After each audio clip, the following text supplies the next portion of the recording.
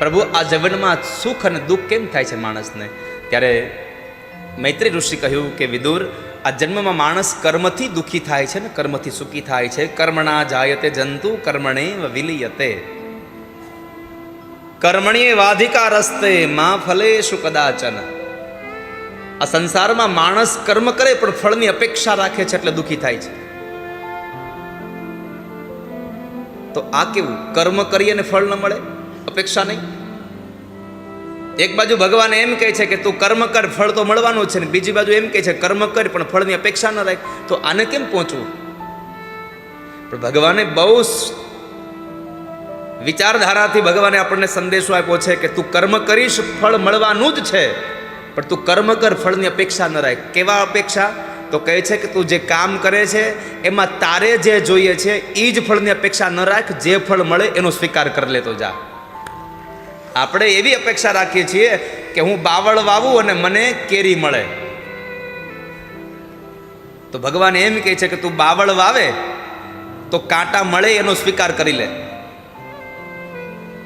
તો પરમાત્માનું કહેવાનું થયું છે કે જે તમને જોઈએ છે એવું જ ફળ મળે એવી અપેક્ષા ન રાખો, જે મળે છે એનો સ્વીકાર કરતા થઈ જાઓ. એટલે કહ્યું કર્મણીય વાધિકાર હસ્તે માં ફલેશુ કદાચન.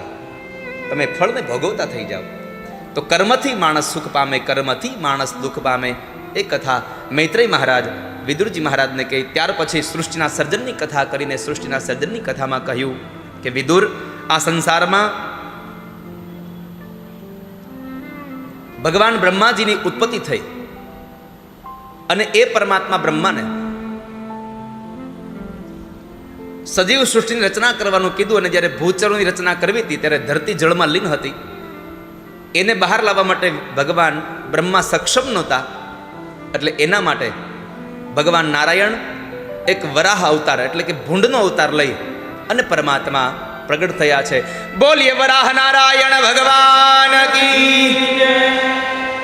બ્રહ્માજીની પ્રાર્થનાથી ભગવાન વરાહ અવતાર થયું, પરમાત્માનું પ્રાગટ થયું. ભગવાન જ્યારે પૃથ્વીને પોતાની દાઢ વડે ખેંચીને લાવતા હતા ત્યારે માર્ગમાં એક હિરણ્યાક્ષ નામનો એક અસુર મળ્યો અને એ ભગવાનને કહે છે છોડી દે, છોડી દે, આ ધરતી મારી છે, આ ધરતી મારી છે.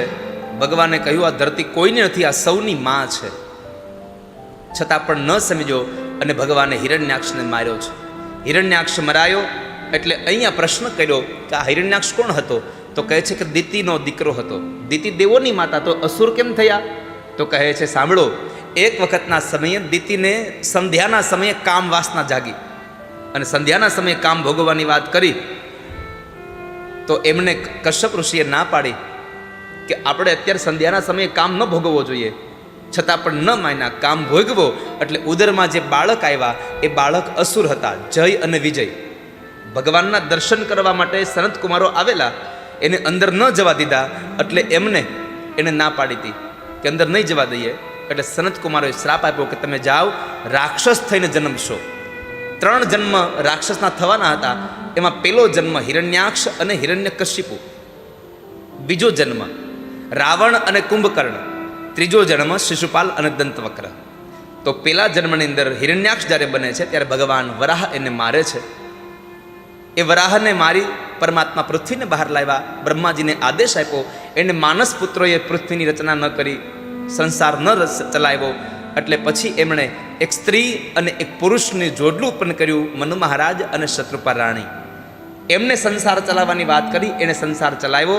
તો 3 દીકરીઓ થઈ, દેવહૂતિ, આકૃતિ અને પ્રસૂતિ. અને 2 દીકરાઓ થયા, ઉત્તાનપાદ અને પ્રિયવ્રત રાજા. આ 2 દીકરાઓ થયા છે. એમાં દેવહૂતિના લગ્ન બ્રહ્માજીની આજ્ઞાથી, બ્રહ્માજીના કહેવાથી કરદમ ઋષિએ દેવહૂતિ સાથે લગ્ન કર્યા. પણ જ્યારે કરદમ ઋષિએ લગ્ન કર્યા એના પહેલા ભગવાન નારાયણની પ્રાર્થના કરી અને નારાયણ પ્રસન્ન થયા. તો માગ્યું તમારા જેવો દીકરો મારા ઘરે થાય. ભગવાને કહ્યું કે કરદમ, આ સંસારમાં મારા જેવું બીજું કોઈ છે જ નહીં, તો ક્યાંથી મારા જેવો દીકરો થાય તમને? હું એક જ છું, પણ હું તમારે ત્યાં તમને દીકરો બનીને આવીશ. અને એ સમયે મનુ મહારાજ પોતાની દીકરી દેવહૂતિના લગ્ન કરદમ ઋષિ સાથે કરાવવા માટે આવ્યા છે. કરદમ ઋષિની સાથે જ્યારે એના લગ્ન કરાવ્યા, એને દાયજો આપે છે ત્યારે કરદમ ઋષિએ કહ્યું છે કે મારી એક પ્રતિજ્ઞા છે, મારે સંસારમાં એક દીકરો થશે એટલે હું ઘર છોડીને જતો રહીશ. છતાં પણ દેવહૂતિ એનો હાથ સ્વીકાર કરવાનું નક્કી કર્યું. કારણ આવો ઋષિ જેવો પતિ મળે, બીજો પતિ કરવો છે શું? જ્ઞાની સંસ્કારી મળે તો કદાચ પૈસા ઓછા હોય ને તોય વાંધો નહીં, ઝૂંપડું ભલે હોય પણ સંસ્કારી હોય ને તો એવા છોકરાની હારે લગ્ન કરવા જોઈએ. અત્યારે તો બંગલામાં જ આપણે મોહ થઈ ગયો ને. મારી આપ સૌને પ્રાર્થના છે, બંગલામાં રહેતા બગલા હારે તમારી દીકરીને પ્રણાવી એના કરતાં ઝૂંપડામાં રહેતા હંસ સાથે તમારી દીકરીને પ્રણાવજો, દીકરી સુખી થશે. પણ આપણે તો બંગલાવાળા જ જોતા હોય છે, પછી ભલે બગલા હોય હાવ દંભી. બગલો એટલે દંભનું પ્રતીક છે, પછી ભલે એ દંભી રહ્યા.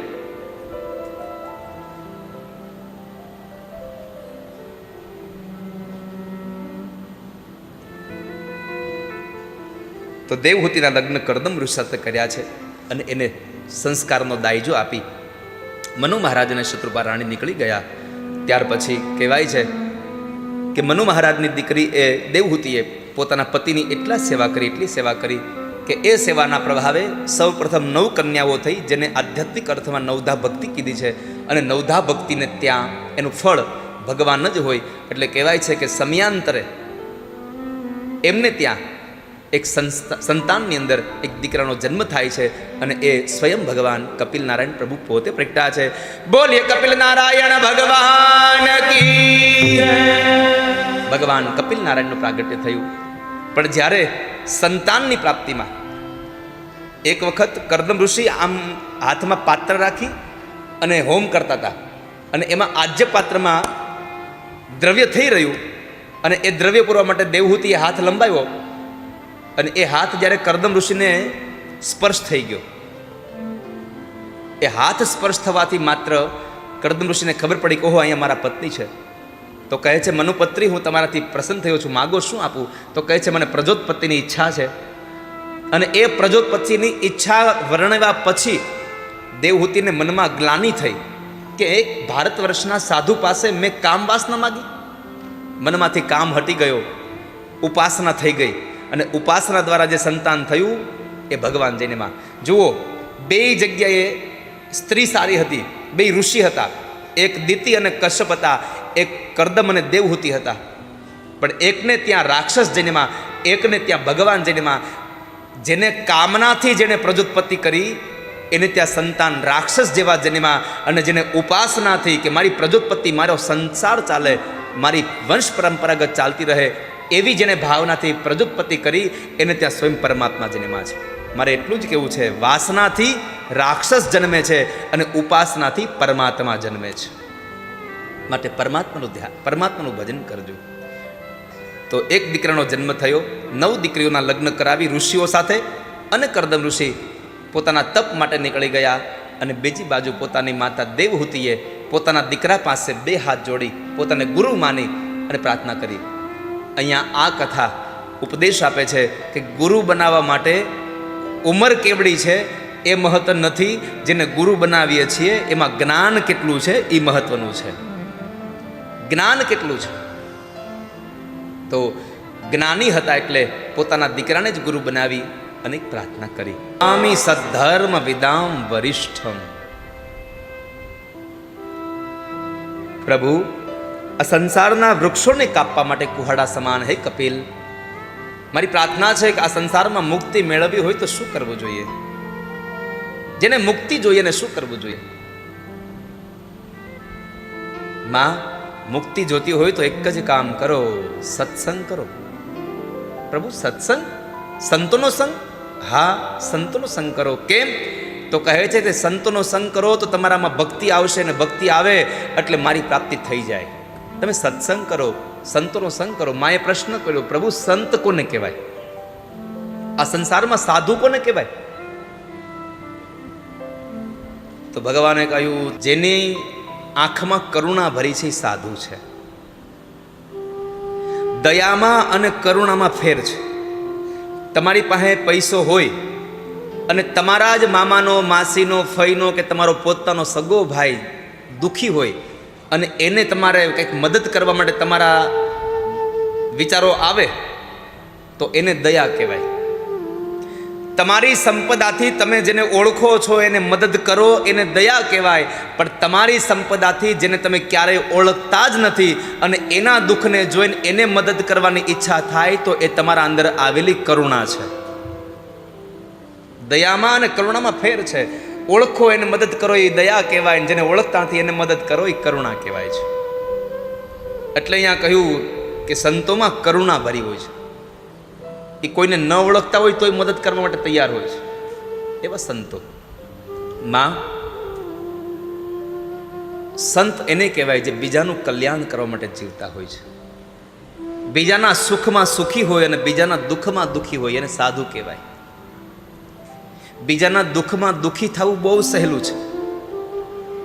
બીજાના દુઃખમાં દુઃખી થવું બહુ સહેલું છે, પણ બીજાના સુખમાં સુખી થવું એ તો બહુ અઘરું છે.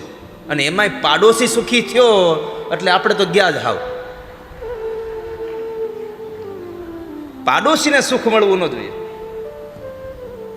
ઘણા તો ભગવાન પાસે કેવું માગે, હે ભગવાન મને આમ આપો, મને તેમ આપો. ભગવાન રાજી થઈને શું કે, જા હું તને આપું એના કરતાં વધારે તારા પાડોશીને આપું, એટલો રાજી છું તારા માથે. આટલું સાંભળ્યા પછી શું માગે ખબર છે? ભગવાન મને એક આંખે બાડો કરો.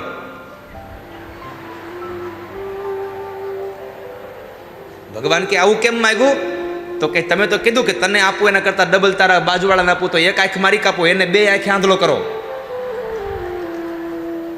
આવી માગણી હોય આપણી. બીજાના દુઃખમાં દુઃખી થવું બહુ સહેલું છે, પણ બીજાના સુખમાં સુખી થવું બહુ અઘરું છે.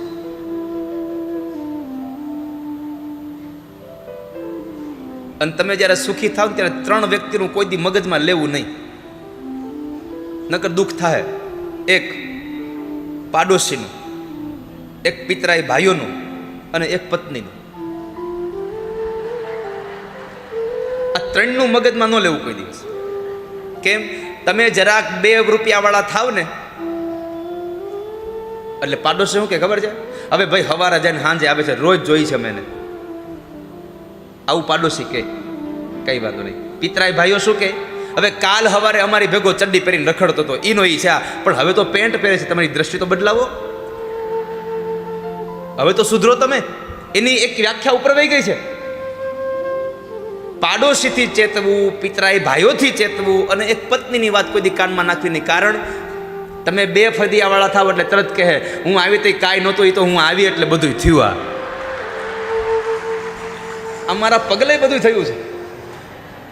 એટલે એને આ ત્રણની વાત કોઈ મગજમાં લેવી નહીં.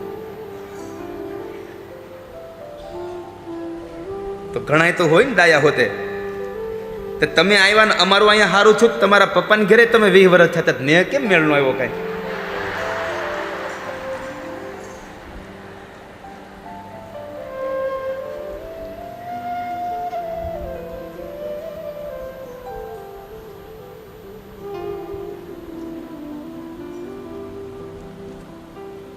તો માં સાધુ એને કહેવાય જેની આંખમાં કરુણા ભરી છે, જેની આંખમાં દયા ભરી છે. બીજાના માટે છે દુઃખી થાય એ સાધુ છે. પોતાનું સુખ ત્યજીને પણ બીજા માટે દુઃખી થાય છે અને બીજાને સુખ આપવા માટે એને સાધુ કહેવાય. માં,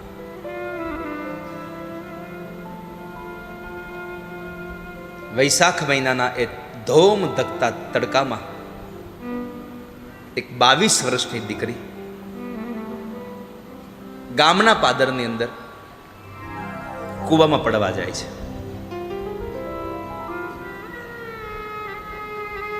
જ્યારે કૂવામાં પડવા જાય છે, આ સત્ય ઘટનાનો પ્રસંગ છે. સાધુ કોને કહેવાય? અને એ સમયે એક સાધુ એને જોઈ જાય છે. એટલે સાધુએ પૂછ્યું કે દીકરી, એ માં, કેમ આત્મહત્યા કરવી છે?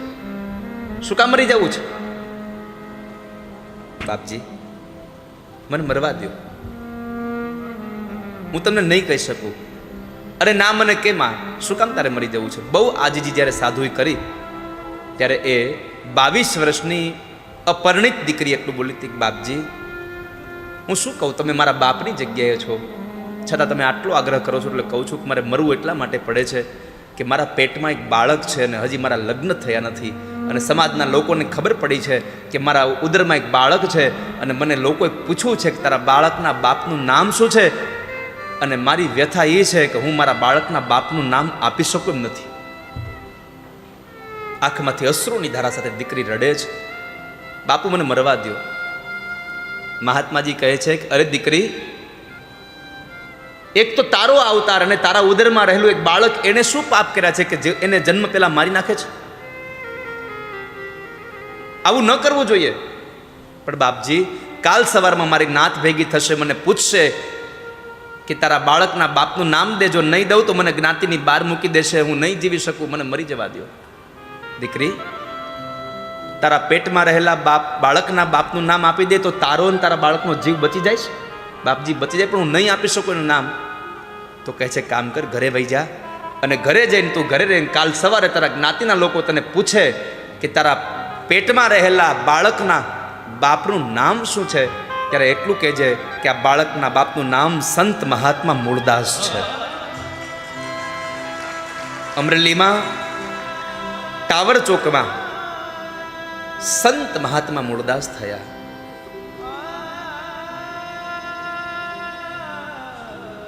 દીકરી ભારે હૈયે ઘરે આવે છે. બીજા દિવસે જ્ઞાતિના લોકોએ પ્રશ્ન પૂછ્યો ને કીધું કે મારા પેટમાં રહેલા પાપના બાપનું નામ સંત મહાત્મા મૂળદાસ છે.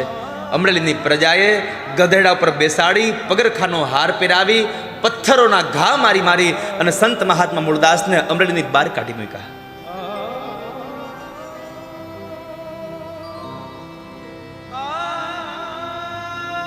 સંત મહાત્મા મૂળદાસને કાઢી મૂક્યા. એના ચહેરા પર તો આનંદ છે, કોઈ જાતનો ક્ષોભ નથી. પણ ઘટના સાંભળજો હવે. જામનગરના નરેશ મહાત્મા મૂળદાસની કંઠી પહેરતા હતા. એને સમાચાર મળ્યા કે મારા ગુરુએ આવી કામ કર્યું છે, કંઠી તોડી નાખી. બીજા ગુરુ બનાવવા જાય છે. જ્યારે બીજા ગુરુ બનાવવા માટે જાય છે, આ સમાચાર જ્યારે મહાત્મા મૂળદાસને મળ્યા, અને ત્યારે મહાત્મા મૂળદાસ ત્યાં આવે છે. અને જ્યારે સભાની અંદર બધા હતા અને નવા ગુરુ એને કંઠી બાંધવા જાય, એના પહેલા મહાત્મા મૂળદાસે કહ્યું, રાજા ઉભો રે, મારે તારા ગુરુ બની રહેવું એવું નક્કી નથી. તે મારી કંઠી તોડી નાખી એનું મને દુઃખ નથી. મારે તારી પાસેથી કોઈ દાન ધર્મ જોતું નથી. હું તો બસ જોવા આવ્યો છું કે તું જેને ગુરુ બનાવે છે એમાં તાકાત કેટલી છે, એની સક્ષમતા કેટલી છે, શું કરી શકે છે.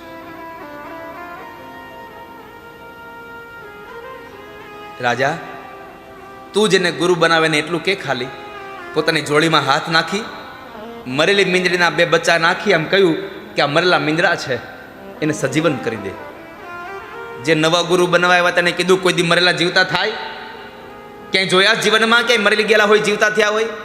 મહાત્મા મૂળદાસ કહે છે, કેમ ન થાય? તમારામાં તાકાત તો થાય, તમારાથી નહીં થાય? અરે ન થાય, તમારામાં હોય તમે બતાવો.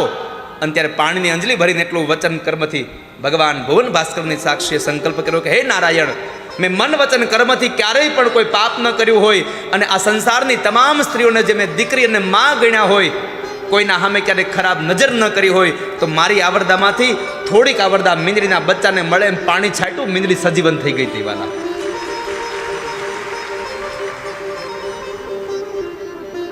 જેમ લાકડી હાથમાંથી મૂકો પડી જાય, એમ સંત મહાત્મા મૂળદાસના ચરણોમાં જામનગરના રાજા પડી ગયા છે. ગ્રંથોમાં લખ્યું છે, આપણા ઇતિહાસો કહે છે કે મહાત્મા મૂળદાસે જે દીકરીના પેટની અંદર બાળક હતું એને બચાવ્યું. એ દીકરીના ઉદરમાંથી એક દીકરી જન્મે, અને એ દીકરીને અમરેલી અને કુકાઓની વચ્ચે અમરાપુર ધાનાણી ગામ છે.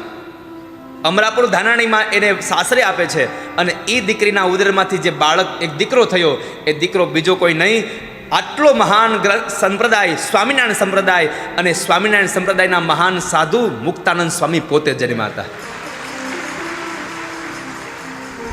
મુક્તાનંદ કહે મુક્તિ સુગમ કરી સિદ્ધિ.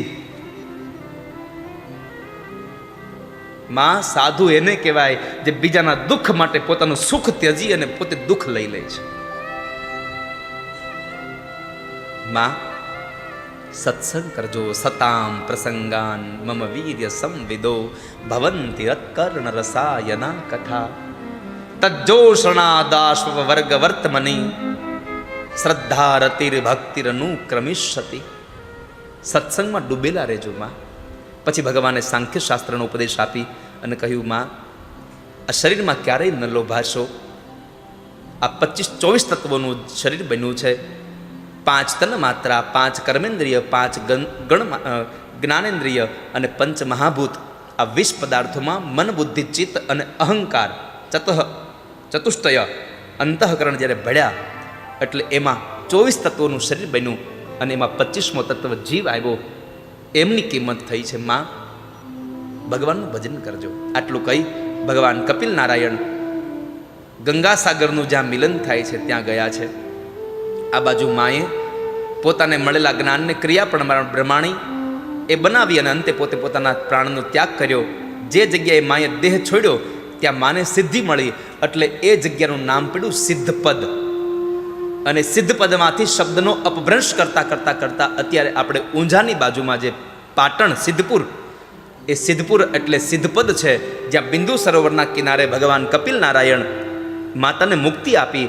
આજ પણ કોઈ દીકરો પોતાની માનું શ્રાદ્ધ કરવા જો સિદ્ધપુરમાં જાય તો ભગવાન કપિલ નારાયણ એની માતાને મુક્તિ આપે છે. આવું શાસ્ત્રો કહી રહ્યા છે.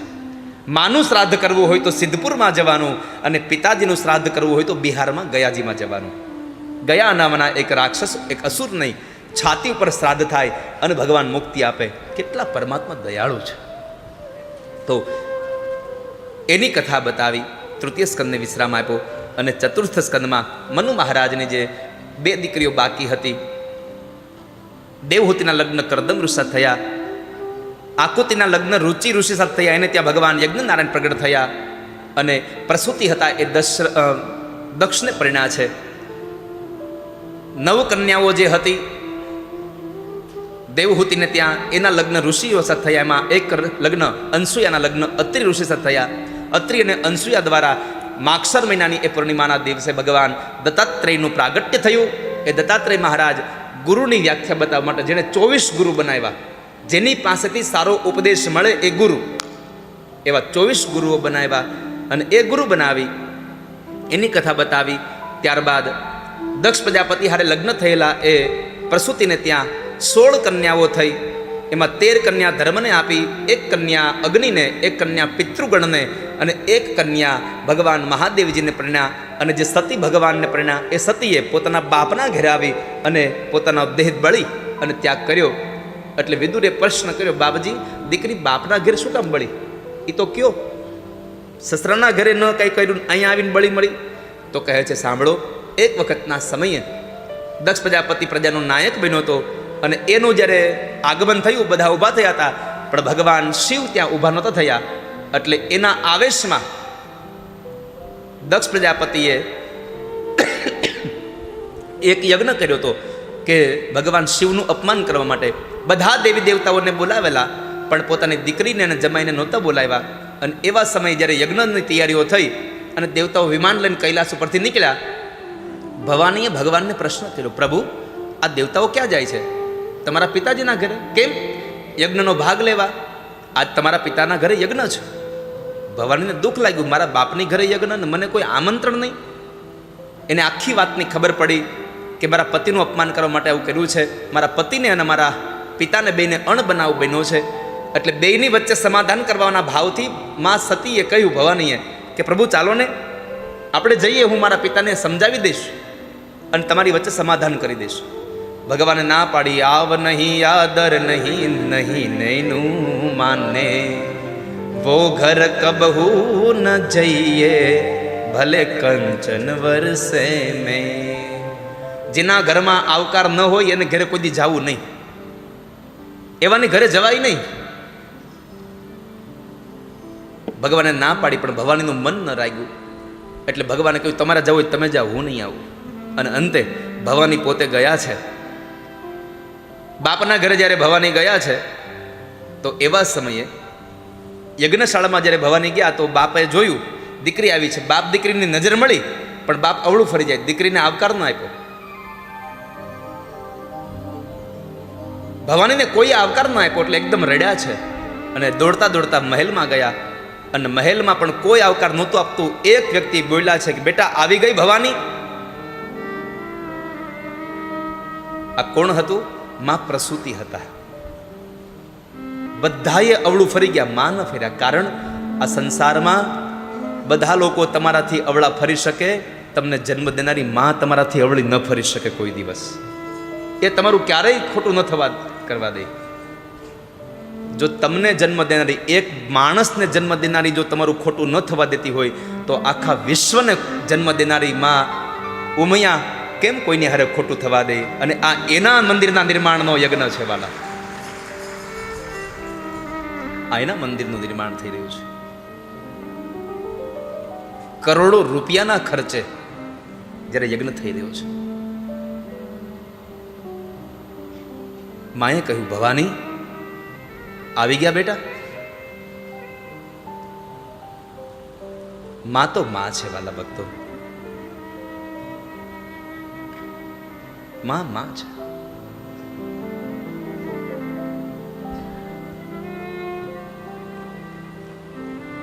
એટલે તો કહેવત પડી છે કે બીજા બધાય મરજો, માં કોઈની મરશો માં. કોઈની માં મરશો માં. માં એક એવું પાત્ર છે મમતાના રસથી ભરેલું.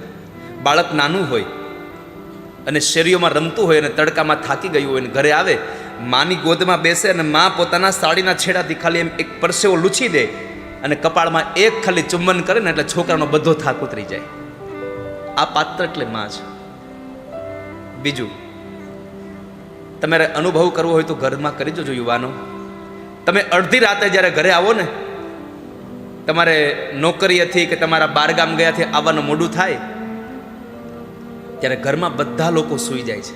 પત્ની સૂઈ જાય છે, બાળકો સૂઈ જાય છે, બાપ સૂઈ જાય છે, પણ ખૂણામાં ખાટલો નાખી અને એક વૃદ્ધ માં સૂતી નથી, વારંવાર પડખા ફેર્યા કરે છે. કારણ હજી મારો દીકરો નથી આવ્યો, હજી મારો દીકરો નથી આવ્યો. અને જ્યારે 12, 1, 2 વાગે દીકરો ઘરે આવે ને દરવાજાનો અવાજ આવે, પત્ની ખોલવા ઉઠે અને દરવાજામાં અંદર દીકરો આવે ને ત્યારે માં એટલું પૂછે કે ભાઈ આવી ગયા બાપા? હા બા આવી ગયો. બા આવી ગયો એટલા શબ્દ સાંભળે ને પછી માં હુવા પડે છે કે હવે હું જાઉં, હવે મારો દીકરો ઘરમાં આવી ગયો છે. આ તત્વ એટલે માં છે. મમતાના રસથી ભરેલું વટવૃક્ષ છે માં. મોઢેથી બોલું માં, મને મારું હાચે બાણપણ સાંભળે, પછી મોટપની બધી મજા મને કડવી લાગે કાગડા. માં તો માં છે વાલા ભક્તો. સંતાનોનું ધ્યાન રાખે છે માં. રાત્રિના સમયે નાનું બાળક પોતાની ગોદડી પલાળે તો જે કોરામાં માં સૂતે છે ત્યાં બાળકને સુવાડી દઈને પોતે ભીનામાં સૂઈ જાય છે. પણ કરુણા એ છે કે પોતાના મોઢામાંથી કોળિયો કાઢીને દીકરાઓના હાથમાં આપ્યો, એ જ દીકરાઓ પાછા એ માની સામે ઝેર ઉછાળે છે. એ મા બાપને અલગ રહેવું પડે છે. શહેરોમાં કેટલા મોટા મોટા વૃદ્ધાશ્રમો બન્યા, પણ મને કહેતા એક વાતથી આનંદ થાય છે કે વૃદ્ધાશ્રમમાં જો તમે જાઓ અને પૂછો કે તમારો દીકરો શું કરે, તો કોઈ મા બાપ એમ કહેશે મારો દીકરો મોટો વકીલ છે, કોઈ કહેશે મારો દીકરો મોટો એન્જિનિયર છે, કોઈ કહેશે મારો દીકરો મોટો બિઝનેસમેન છે. ખેતી કરીને પોતાનું ગુજરાન ચલાવે એના મા બાપ કોઈ દિવસ ક્યારેય વૃદ્ધાશ્રમમાં ગયા હોય એવું હજી લખ્યું નથી વાલા. કે આપણી પાસે પૈસો થાય, પત્ની આવી જાય, પછી આપણા મા બાપ આપણને ગમતા બંધ થઈ જાય છે. તમારી એક એક વાતની ચિંતા, તમારા એક એક વાતનું ધ્યાન મા બાપ રાખે છે. જીવનમાં જેટલું મહત્વ માનું છે એટલું જ મહત્વ બાપનું છે. માએ પોતાની ગોદમાં રાખી, પોતાની ખોળામાં રાખીને આપણને મોટા કર્યા છે, તો આપણા બાપે પોતાના ખંભે બેસાડીને ગામના દેખાડ્યા, જો બેટા આ રામજી મંદિર છે, જો બેટા આ ચોરો છે ગામનો, ખંભે બેસાડીને નીકળ્યા છે. શું કામ એને? કે જે દીકરાને હું ખંભે બેસાડું છું ને એ દીકરો એનો ખંભો મને આપે ને, તો જેથી કરીને હું વૃદ્ધાવસ્થામાં ચાલી શકું, હું ચાલી શકું વૃદ્ધાવસ્થામાં. એકવાર એક યુવાન પોતાની ગાડી લઈ, બાઇક, અને પોતે ઓફિસ જાય છે. ટિફિન લઈને સવારમાં નીકળેલો. ટિફિન લઈને નીકળેલો યુવાન બરોબર બપોરના જરિયા જમવા બેસે, લંચના એ ટાઈમમાં ટિફિન ખોલે છે તો રોજના કરતાં આજે એક નવી ઘટના ઘટી કે ટિફિનમાંથી, એ ટિફિનની થેલીમાંથી એક પ્લાસ્ટિકની નાની કોથળી નીકળી. એટલે છોકરો વિચારે કે આ પ્લાસ્ટિકની કોથળી કેમ નીકળી, આમાં હું તો કોઈ દી લાવતો ત્યાં કેમ નીકળી હશે. બહુ વિચારો કર્યા પછી મૂકી દીધું અને ઘરે આવ્યો સાંજે. એટલે એની માને પૂછ્યું કે માં, આજે ટિફિનની થેલીમાં આ પ્લાસ્ટિકની બેગ તમે રાખી હતી? હા બેટા, મેં રાખી હતી. કેમ? કોઈ દિવસ તો નથી નાખતા, આજે કેમ નાખી? ત્યારે માએ કીધું, બેટા તું બાઇક લઈને જાય છે, તારી પાસે ગાડી નથી, કાર નથી, તું ખુલ્લી ગાડી લઈને જાય છે. અને તું જ્યારે ખુલ્લી ગાડી લઈને જાય છે અને અત્યારે ચોમાસાની ઋતુ ચાલુ થઈ ગઈ છે, કદાચ તું ઘરે આવતો હોય અને તારા ખીચામાં તારો મોબાઈલ, તારા અંગત કાગળો હોય અને જો વરસાદ આવે તો પલ્લી ન જાય એટલા માટે પ્લાસ્ટિકની થેલી તને આપી છે મેં. એટલા માટે તને પ્લાસ્ટિકની આટલી નાની નાની વાતોનું પણ ધ્યાન રાખે છે એ માં છે. એટલે મારી પ્રાર્થના છે યુવાન દીકરીઓને અને યુવાન પુરુષોને, યુવાનોને, ભાઈઓને, જીવનમાં બધું કરજો, ક્યારેય મા બાપથી જુદા ન થશો ક્યારેય વાલા. તમને ખબર છે મા બાપે આપણા પર કેટલા બધા સ્વપ્નાઓ સેવા હોય છે.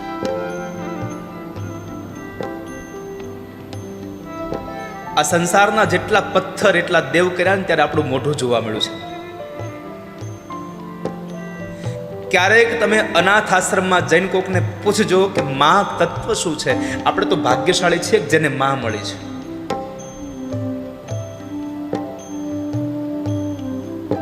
જન્મતાની સાથે જેની માને ખોઈ દીધી છે. પણ કરુણા એ છે કે જન્મ દેનારી માં, એક માં પોતાના 4 દીકરાઓને પોતાની ગોદમાં જન્મ રાખી શકે છે. એક માં પોતાના 4 દીકરાને પોતાના પેટમાં જગ્યા આપે છે, પણ એ 4 દીકરાઓ પોતાની માને ફ્લેટમાં જગ્યા નથી આપતા.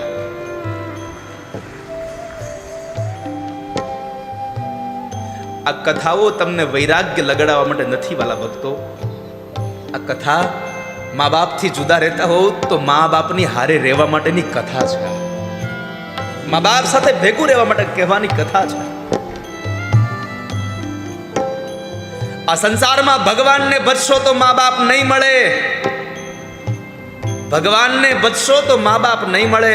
એકવાર મા બાપને ભજી જવો, ભગવાનને ગોતવાય નહીં જવો પડે કોઈ દિવસ.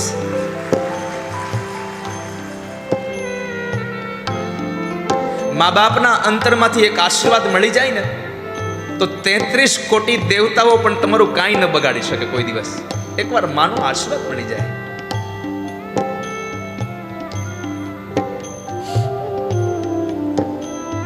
પણ કરુણા એ છે કે નોકરી મળે, છોકરી મળે અને સંતાન થઈ જાય એટલે નોખાવ્યા જ રહેવા માટે. મારી યુવાન બહેનોને પ્રાર્થના છે કે જો તમારી ઈચ્છા હોય કે તમારી વૃદ્ધાવસ્થા આવે, તમારા લગ્ન થાય, તમારી વૃદ્ધાવસ્થા આવે ત્યારે તમારો દીકરો, તમારા દીકરાની પત્ની તમારી સાથે રહે, તમારી સેવા કરે, તો જિંદગીની નોટમાં એક વાક્ય લખી રાખજો કે તમારો પતિ પણ કોઈકનો દીકરો છે, એને એના મા બાપ ભેગો રહેવા દેજો. તમે જો તમારા પતિને તમારા સાસુ સસરા એટલે કે તમારા પતિના મા બાપ સાથે એને નહીં રહેવા દો તો તમારી આવનાર દીકરાની વહુ પણ તમારા દીકરાને તમારી ભેગી નહીં રહેવા દે, નહીં રહેવા દે, નહીં રહેવા દે કોઈ દિવસ. જેવું કરો એવું ભરો, એ ભાવના કદી ભૂલશો નહીં.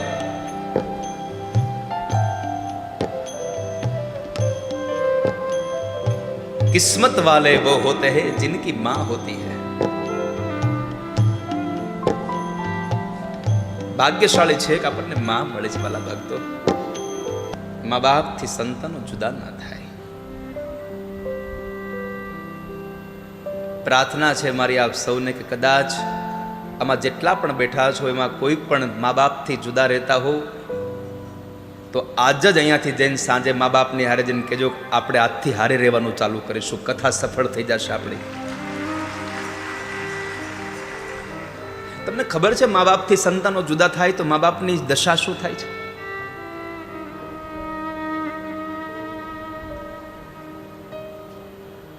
માં જ્યારે દીકરાથી જુદી પડે ને ત્યારે માનો જીવ કળીએ કળીએ કપાતો હોય છે.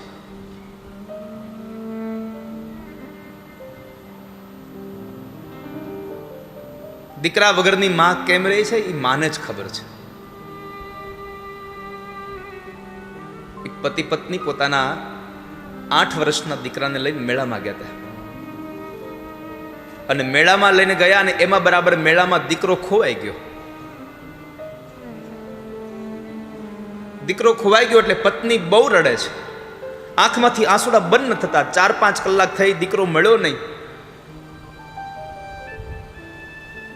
ગાંડી ગેલી થઈ, માથાના વાળ વિખરાઈ ગયા, ખંભા ઉપર રહેલી સાડી પડી જાય એનું ભાન ન રહે. અને એક જ શબ્દ બોલે, મને મારો લાલો લઈ આવી આપો, મને મારો લાલો લઈ આવી આપો. 6-7 કલાકના સમય પછી દીકરો મળે છે. દીકરાને મળ્યાના સમાચાર સાંભળીને દીકરાને પોતાની છાતીએ લગાડી ચુંબન કરે. માં દીકરાને ચુંબન કરે, દીકરો માને ચુંબન કરે. એકબીજા માં દીકરો બે ભેટી પડ્યા છે. 8 વર્ષનો દીકરો એની માને વળગીને રડે છે. અત્યાર સુધી દીકરાનો બાપ નહોતો રોતો, સાંત્વના આપતો હતો કે છાની રહી જા, મળી જશે દીકરો. પણ મેળામાં એટલું બધું માનવ મહેરામણ હતું એટલે એને લાગતું નહોતું કે દીકરો મળશે, એટલે રડતી હતી માં. અત્યાર સુધી દીકરો નહોતો રડતો. હવે ઓલો પતિ રડ્યો છે. આ મા દીકરાને જોઈને હવે રડ્યો એટલે પત્ની ઉભા થઈને કીધું કે હવે શું કામ રડો છો, આપણો દીકરો મળી ગયો. ત્યારે યુવાને કીધું કે હું એટલે રડું છું કે તારી દશા જોઈને મને રડવું આવ્યું. કેમ તો કહે છે કે 8 વર્ષનો દીકરો તારાથી 8 કલાક જુદો થયો, તું કેટલી પાગલ થઈ ગઈ, કેટલું રોય તું. જો હજી કદાચ 2-5 કલાક ન મળ્યો હોત તો તું ગાંડી જ થઈ જવાની હતી. નથી તે મોઢામાં પાણી નાખ્યું, નથી તે મોઢામાં કોઈ વસ્તુ નાખી, અને આંખમાંથી આંસુડા બંધ નથી થયા. 8 વર્ષનો દીકરો તારાથી 6-7 કલાક જુદો થયો અને તારી આ દશા થઈ. રડવું એટલા માટે આવે છે કે મારી માએ મને 25 વર્ષનો કર્યો હતો ને આ 10 વર્ષથી તું મને નોખો રાખ્યો નથી. આજે 10 વર્ષથી તે મને મારી માંથી નોખો કર્યો છે. મારી માં કેમ જીવતી હશે મારા વગર?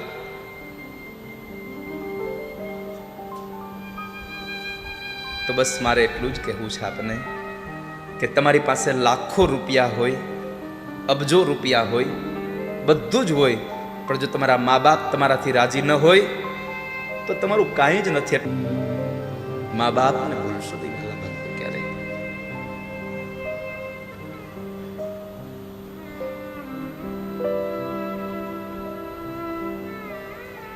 જીવનમાં સુખી થવું હોય તો એક સૂત્ર યાદ રાખજો, મા બાપને તમારી ભેગા રાખતા નહીં કોઈ દિવસ. જીવનમાં સુખી થવું હોય તો મા બાપને તમારી ભેગા ન રાખતા કોઈ દિવસ. તમે મા બાપને હારે રહેવાનું ચાલુ કરજો.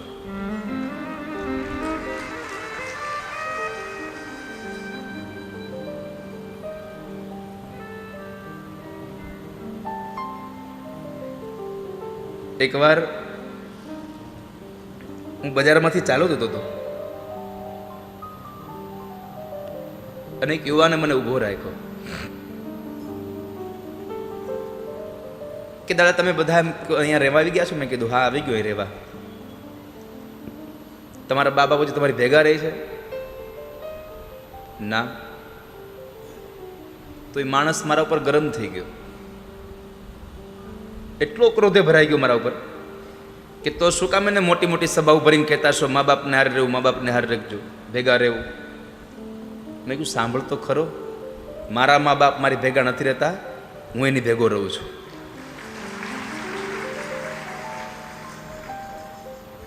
આજની તારીખે પણ સ્ટીલ ટુડે, આજની તારીખે પણ ઘરેથી મારે નીકળવાનું હોય ને ગાડી લઈને જવાનું હોય, મારે ગમે ત્યાં મારી કથા હોય, મારે જવું હોય તો માર્ગમાં જે મારે પૈસા મારી ગાડીમાં ડીઝલના કે મારે જે પણ પૈસા જોતા હોય, આજની તારીખે મારા બા બાપુજી મને પૈસા આપે છે, હું એને પૈસા નથી આપતો.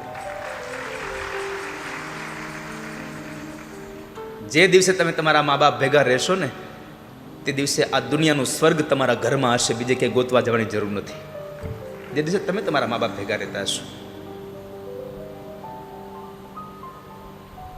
કારણ આપણે જે કાંઈ છીએ એ એનાથી છીએ. એ ન હોત તો આપણું અસ્તિત્વ જ ન હોત આ દુનિયામાં.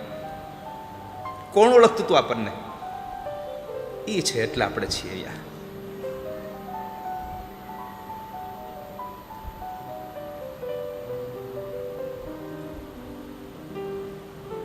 ભવાનીને બહુ દુઃખ થયું. પછી તો કથા છે કે ભવાની ફરી પાછા યજ્ઞશાળામાં ગયા. યજ્ઞશાળામાં જઈ અને પોતાના પતિનું અપમાન થયેલું જોયું. આવેશમાં આવી અને માં ભવાનીએ 13 શ્લોકોમાં ભાષણ કરીને કહ્યું કે હે સભાસદો સાંભળી લ્યો, જેણે જેણે ભગવાન શિવની નિંદા કરી એને પણ શિવ નિંદાનું ફળ મળજો, જેણે નિંદા સાંભળી એને પણ નિંદાનું ફળ મળજો. અને પોતાના પગના અંગૂઠામાંથી યોગાગ્નિ પ્રગટ કરી અને માં ભવાનીએ પોતાના દેહનો ત્યાગ કર્યો. યજ્ઞશાળામાં હાહાકાર મચી ગયો. દક્ષના લોકોએ ભગવાન મહાદેવના એ સભ્યોને, એ ગણોને માર્યા છે. દેવર્ષિ નારદે જઈ અને ભગવાન મહાદેવને કહ્યું, પ્રભુ ગજબ થયો, તમારું ઘર ભાંગ્યું. ભગવાન કહે છે, મેં ઘર બાંધ્યું કે મારું ભાગે, હું તો સ્મશાનમાં રહેવા વાળો છું, ઘર હતું જ ક્યાં મારું? અરે તમારા પત્નીનું મૃત્યુ થયું, અગ્નિમાં બળીને મરી ગયા. ભગવાન મહાદેવ કાંઈ ન બોલ્યો, શાંત. પત્ની મરી ગયા સાંભળ્યું, કાંઈ ક્રોધ ના આવ્યો. પણ નારદજીએ કીધું કે પ્રભુ બીજું તો એ કે દક્ષના સૈનિકોએ તમારા ગણોને માર્યા છે અને ભગવાનના આંખનો રંગ બદલી ગયો. ભગવાને પોતાની જટાને ખોલી, એમાંથી એક લટ કાઢી અને પથ્થર ઉપર પછાડી એમાંથી વીરભદ્રને ઉત્પન્ન કરી કીધું કે જાઓ દક્ષનો યજ્ઞ ધ્વંસ કરી નાખો.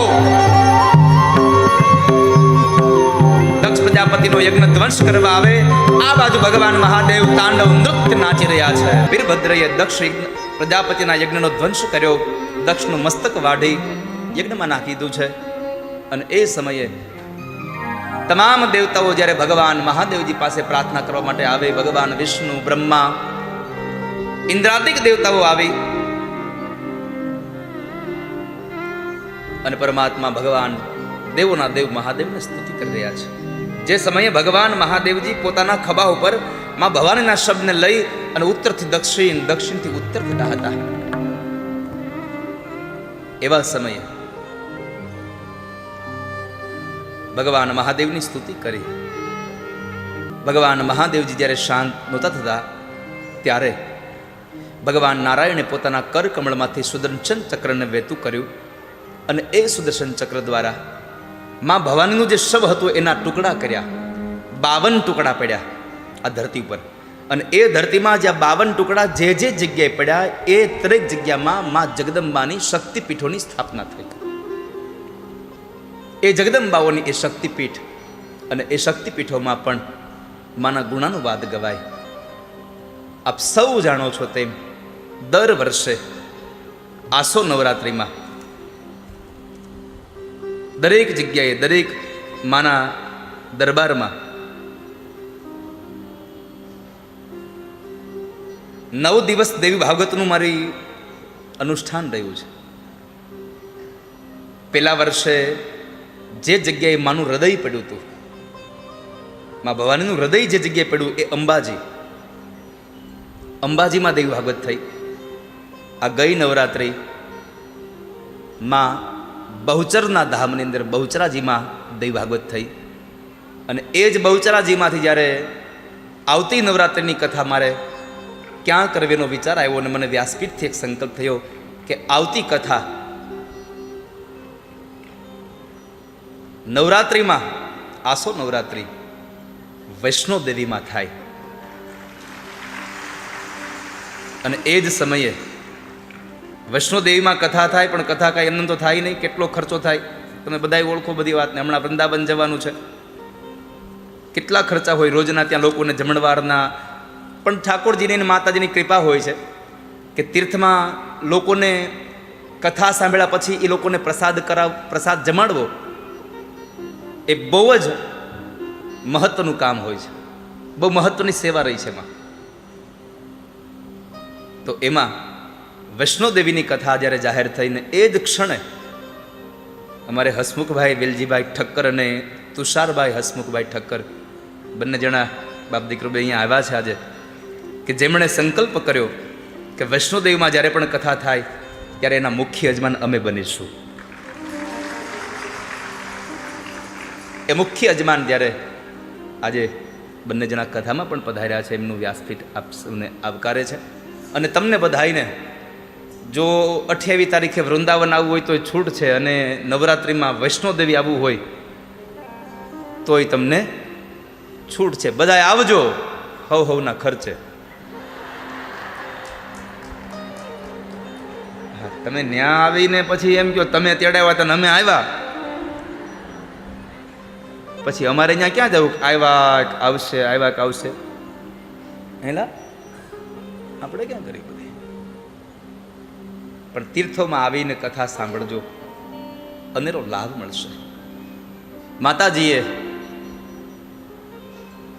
એ શક્તિપીઠોની સ્થાપના થઈ અને ત્યાર પછી ભગવાનની પ્રાર્થનાને લઈ અને ભગવાન મહાદેવે દક્ષ પ્રજાપતિના મસ્તકની સાથે બકરાનું મસ્તક જોડી એનો પ્રાણ પૂર્યો, સજીવન થાય.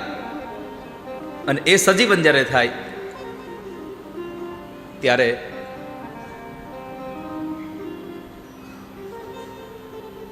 ભગવાનની સ્તુતિ કરવા ગયો, એટલે મોઢેથી બોલી ન શક્યો. એટલે તાળીઓ પાડીને ભગવાનની સ્તુતિ માંડ્યો કરવા. જ્યારે તાળીઓ પાડીને સ્તુતિ કરવા માંડ્યો ત્યારથી આપણે લાગુ પડી ગયું. આપણે બધા શિવ મંદિરમાં જઈને હજી તાળીઓ વગાડી. રોજ શિવ મંદિરે જઈને તાળીઓ પાડીએ. આપણે તાળીઓ પાડવાની જરૂર નથી, ભગવાનનું નામ ગાઈ લેજો. ઓમ નમઃ શિવાય, ઓમ નમઃ શિવાય, ઓમ નમઃ શિવાય. તો દક્ષ પ્રજાપતિનો યજ્ઞ ધ્વંસ કર્યો. શા માટે? એક જ ઉપદેશ હતો. સત્તા મળી, અહંકાર આવ્યું અને અહંકારનું છેદન થયું. ભગવાન કથામાં કહે છે કે જિંદગીમાં સત્તા મળે, પૈસો મળે તો અહંકાર કરવું નહીં. અહંકાર કોઈનું રહ્યું નથી. 10 માથાવાળા રાવણનું અહંકાર નથી રહ્યું. આપણે એક જ છે, કેમ રહેશે? માટે ક્યારેય અહંકાર કરશો નહીં. તો અહંકારની છેદન કથા બતાવી. ત્યારબાદ 5 વર્ષનો એક ધ્રુવ, મનુ મહારાજના દીકરા ઉત્તાનપાદનો દીકરો, બાપની ગોદમાં બેસવા આવે ને અપરમાએ એને મેણું માર્યું અને એ પોતાની માં સુનીતિના આશીર્વાદ લઈ અને 5 વર્ષનો ધ્રુવ જંગલમાં ભગવાનને ભજવા જાય. દેવર્ષિ નારદ મળે અને નારદ જ્યારે મળ્યા ત્યારે નારદે એમને ઓમ નમો ભગવતે વાસુદેવાયનો મહામંત્ર આપ્યો. અને એ મહામંત્ર કરતાં કરતાં કરતાં એક વખતના સમય ભગવાન જ્યારે એમને દર્શન કરવા માટે આવે, પરમાત્મા દર્શન દેવા માટે આવે, અને ભગવાન દર્શન ન દે ને તો નરસૈયા જેવા હોય એ મંડે ગાળું દેવા. જુનાગઢના નરસિંહ મહેતા એવા હતા કે ભગવાન માટે પ્રાર્થના કરે, ભગવાન આવે નહીં. દામોદર કુંડે જાય, ભગવાન માટે કરતાલો વગાડે, પ્રાર્થના કરે, આવે નહીં. દામોદર કુંડે જઈને વળી પાછો કેદાર રાગ કરે, કેદારમાં એ ગાય તો આવે નહીં. અને કેદાર કર્યા પછી ન આવે ને તોય પછી ભગવાનને ગાળું દે. તું 2 બાપનો છો, તું 2 માનો છો, તું 2 ચોર છો, તું આવો છો, તું તેવો છો, આવું બધું બોલવા માંડે. એટલે ભગવાન દ્વારકાથી હળી કાઢે, કાલો હવે નરસૈયો વિફરી ગયો, હવે જવું પડશે. અને ત્યારે પ્રભુ તમે સીધી રીતે હામાં નહીં આવો તો દર્શનનો દાવો માંડીશો, સંતોને મારા વકીલ બનાવીશ, બેરિસ્ટર બનાવીશ અને તમારી હારે લડીશ. પછી ધીલ નહીં હાલે. કેસ થયા પછી 1 વાર ને 2 વાર, ત્રીજી વખત તો આવવું જ પડે, હાજર થવું જ પડે. અને છેલ્લે તમે જ હારી જવાના છો. એના કરતાં દર્શન દઈ મારા કોડ પૂરી દો અને તમારી સામે આવી જાઓ. તો એ ઠાકોરજીને પ્રાર્થના જ્યારે ધ્રુવજી મહારાજે કરી, પ્રભુ સામે આવ્યા છે, દર્શન આપ્યા. દર્શન આપીને કીધું હું તને 36,000 વર્ષનો રાજા બનાવું છું. બીજું, મૃત્યુના સમય તને મારું દિવ્ય વિમાન લેવા આવશે. અને ત્રીજું, જ્યારે આકાશમાં તને અવિચલ પદ આપું છું ને સપ્તર્ષિઓ તારી પરિક્રમા કરતા રહેશે. ભગવાનને ભજવાથી 3 જેકપોટ લાગ્યા. માગ્યું નહીં તો ભગવાન પાસે મંગાય નહીં. એને જેટલું આપવું એટલું આપે. તો ધ્રુવજી મહારાજ 36,000 વર્ષ રાજ્ય કરી અંતે પોતાના ઉત્તરાધિકારીઓને પોતાની રાજગાદી સોંપી દઈ અને પોતે ગંગાજીના કિનારે ઋષિકેશમાં સર્ગાશ્રમમાં આવી અને ભગવાનનું ભજન કરી અને ભગવાનના ધામના અધિકારી બન્યા. એ કથા બતાવી. ત્યારબાદ પૃથુ મહારાજ ભગવાન પોતે રાજાનું રૂપ લઈને આવ્યા. રાજાનો ધર્મ શું છે? જ્યારે આ ધરતી અનાજ આપતી બંધ થઈ ગઈ ત્યારે આ ગાય રૂપી આ ધરતીને દોહવા માટે થઈ અને ભગવાન પૃથુ આવ્યા. અને એ પૃથુ ભગવાને પ્રજાને સુખી બનાવી. રાજાનો ધર્મ છે પ્રજાના દુઃખમાં દુઃખી અને પ્રજાના સુખમાં સુખી. આ રાજાનો ધર્મ છે. એ ધર્મ સમજાવવા માટે આવેલા ભગવાન. એ ધર્મ